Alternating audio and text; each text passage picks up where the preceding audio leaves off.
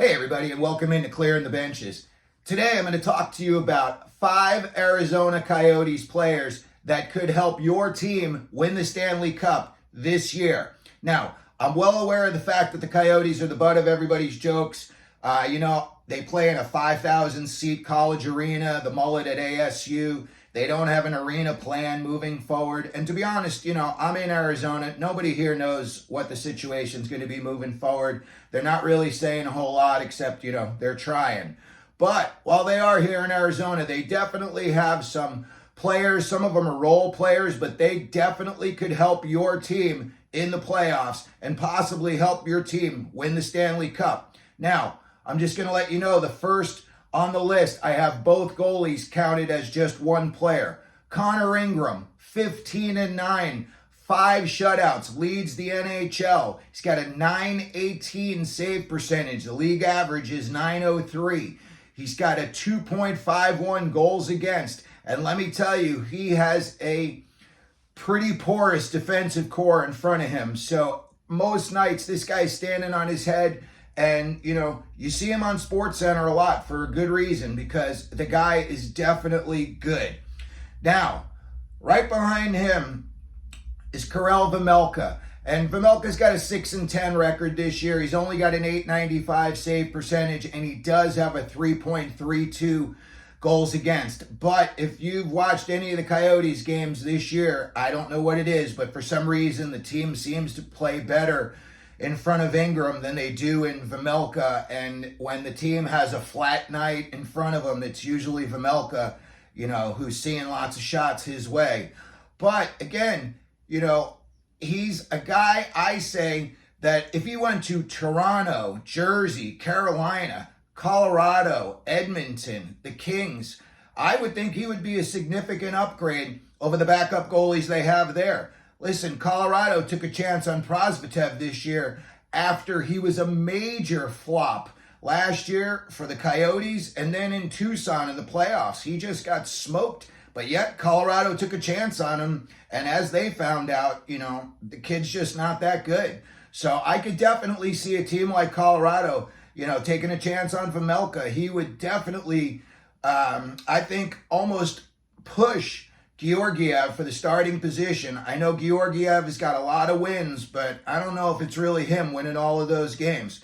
So when I look at either one of these goaltenders, Connor Ingram or Vejmelka, like I said, I could see teams like Toronto, Jersey, Carolina, the Kings, Edmonton.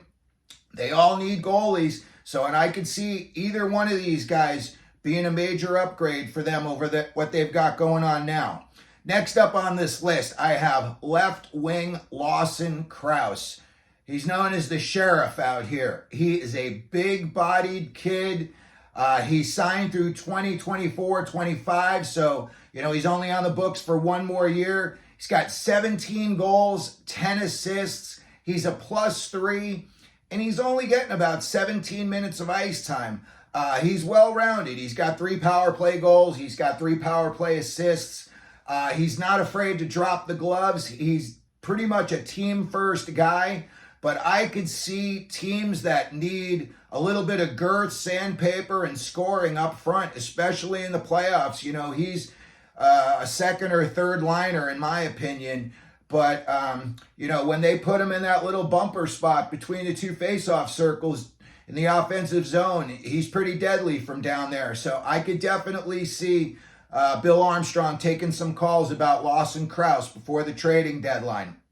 I think a team like Colorado, again, they're out there with Miles Wood. He would be a big improvement over Miles Wood. Maybe a team like the Bruins, they like guys with size who can score. And again, he's a forward and, they're not getting all that much scoring from other guys besides Marchand and Pasta out there. So I could definitely see a team like the Bruins calling about Lawson Crouse. Next up on the list, we have Michael Carcone.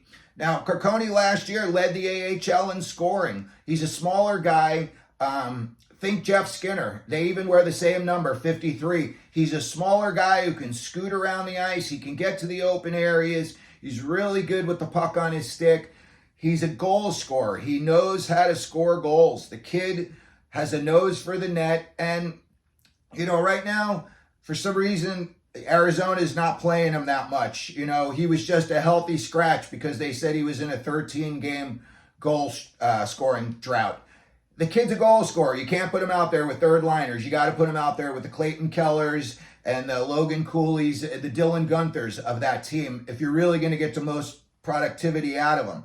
So I could see another team, Carolina, they need help up front scoring. And again, Boston and Jersey keep coming to mind. I look, if it ain't Jack Hughes and Heischer scoring in Jersey, who is? And Carcone is a proven sniper. If you would put this kid in a chance where he got opportunities, he puts the puck in the net. And he's got 14 goals this year, 5 assists.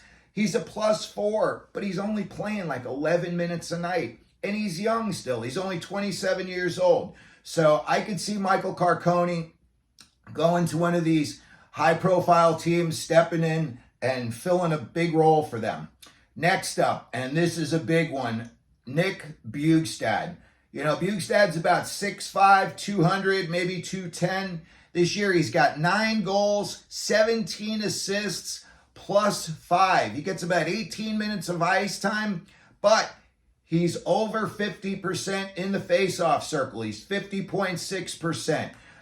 He is definitely a team-first guy. He stands up for his teammates. He scores. You can put him out there killing penalties. You can put him on the power play. He'll drop the gloves. He wins fights. He doesn't just get beat up.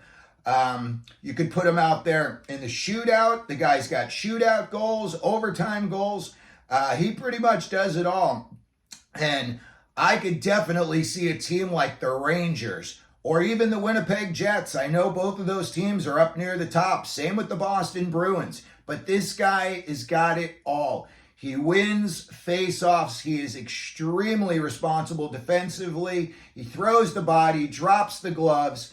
Come playoff time, these are the guys that come to the top. The third and fourth liners sometimes. I would say Bjugstad's more of a second liner, but he definitely is a guy that I could see, put him on Colorado. Any of these teams that have firepower and need a little bit more depth and scoring up front, Nick Bjugstad is definitely a guy. Now, the last guy that I have on my list, a lot of people might A, never even have heard of, or B, kind of go, are you kidding me? Liam O'Brien, okay? He is a team-first guy. Right now, he is standing up for everybody on the Coyotes. He's probably been in 5 or 6 fights already this year. He doesn't win a lot of them, but he will jump right in there, and he's not afraid of anybody. He'll, go after Tom Wilson if he has to, So he definitely is not afraid. He's got 3 goals, 4 assists, 7 points, but he's a +3, and he's only playing like barely over 9 minutes a night. Again, teams that need sandpaper and defensive responsibility. The Philadelphia Flyers come to mind. I could see them trading for O'Brien if they're sniffing around in that playoff position, which I think they're going to be at the season's end. I think the Flyers are going to make the playoffs. I could see O'Brien. He's a guy, Tortorella and his shot blocking machine.